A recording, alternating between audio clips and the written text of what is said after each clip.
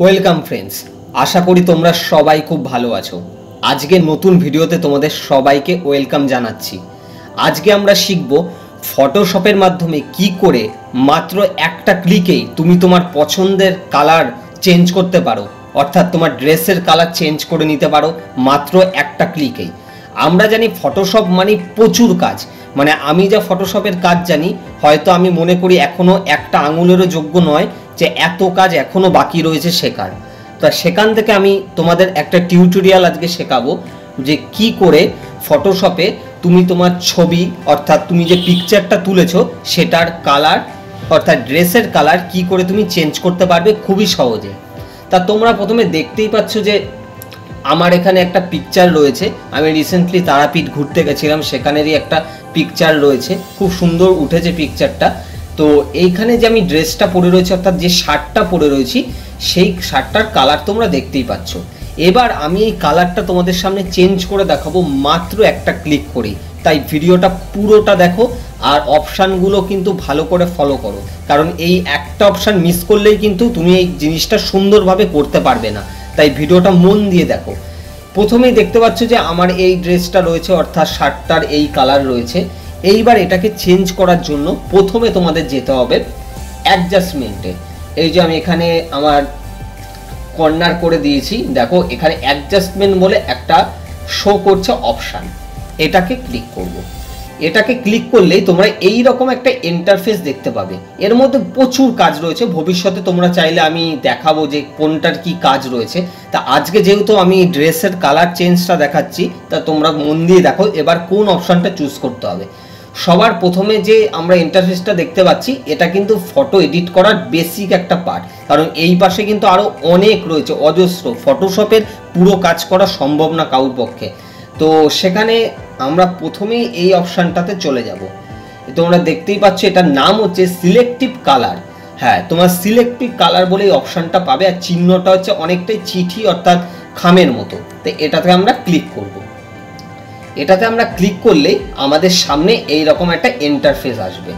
তোমরা দেখো অটোমেটিকলি আমার যে জামার কালারটা রয়েছে সেটা কিন্তু এই ক্রেয়ন্স বলে অটোমেটিকলি এটা নিয়ে নিয়েছে, অটোমেটিকলি এখানে শো করছে। তোমরা চাইলে এরকম আরও কালার পেয়ে যাবে।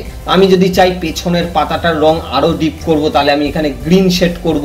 যেহেতু আমি আজকে এটা আমার জামার কালারটা দেখাচ্ছি তাহলে আমি এই ক্রেয়নটাকেই সিলেক্ট করলাম।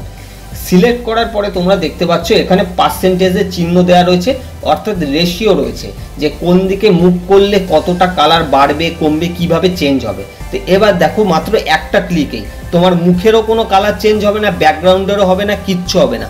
খুবই সহজে এটা তোমরা করতে পারবে। এটাকে আমি যখন আমার লেফট সাইডের দিকে দিচ্ছি তোমরা দেখতে পাচ্ছ যে এটা পুরো ফেড হয়ে গেল, অর্থাৎ সেই কালারটা কিন্তু নয়। এইবার এটাকে আমি রাইট সাইডের দিকে নিয়ে যাচ্ছি, দেখতে পাচ্ছ আমার জামার কালারটা হঠাৎ পার্পেল হয়ে গেল, কিন্তু আমার ব্যাকগ্রাউন্ড আবার মুখের কালার কোনো কিছু চেঞ্জ হচ্ছে না। তোমরা দেখতেই পাচ্ছ খুব সহজে এটা আমরা করতে পারবো।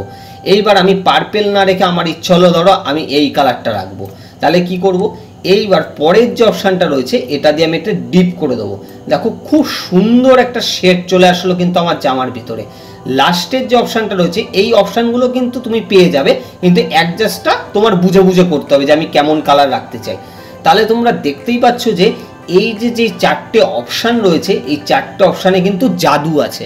মানে দেখতেই পাচ্ছ যে আমার মুখের কোনো কালার চেঞ্জ হলো না, পেছনের যে জায়গাটা রয়েছে কোনো চেঞ্জ হলো না, সাথে যে গাছপাতাগুলো রয়েছে সেগুলোরও কিন্তু হুবহু কালার একই থাকলো, শুধু আমার দেখো ড্রেসের কালারটা চেঞ্জ হয়ে গেল।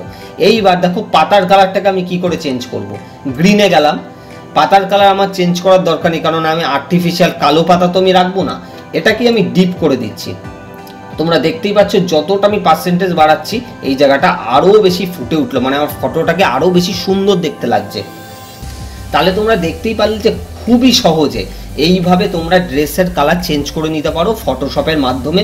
কোনো রকম হাবি জাবি তোমাকে অপশানে যেতে হবে না, কারণ তুমি অনেক এরকম ভিডিও পাবে যে এইখান থেকে এই অপশান, কারণ ফটোশপে প্রচুর অপশান আছে, কিন্তু আমি তোমাদের জন্য যেটা সব থেকে সোজা সেটাই আজকে দেখালাম করে। তারপরে কি করতে হবে, তোমাকে এখানে সেভ করতে হবে। অ্যারোতে ক্লিক করে এই অ্যারোতে ক্লিক করে সিলেক্ট করলে তারপরে তুমি ফাইলে গেলে, ফাইলে গিয়ে কি করতে হবে আমাকে সেভ করে রাখতে হবে। এই যে সেভ অপশানে গেলাম, তারপরে আমার এটা আমি ডেস্কটপে সেভ করব। সেভ, দেখতেই পাচ্ছ তোমরা এই ফটোটা সেভ হয়ে গেল। তাহলে খুব সহজেই খুব সুন্দরভাবে এইভাবে তোমরা জামার কালার বা ড্রেসের কালার চেঞ্জ করতে পারো।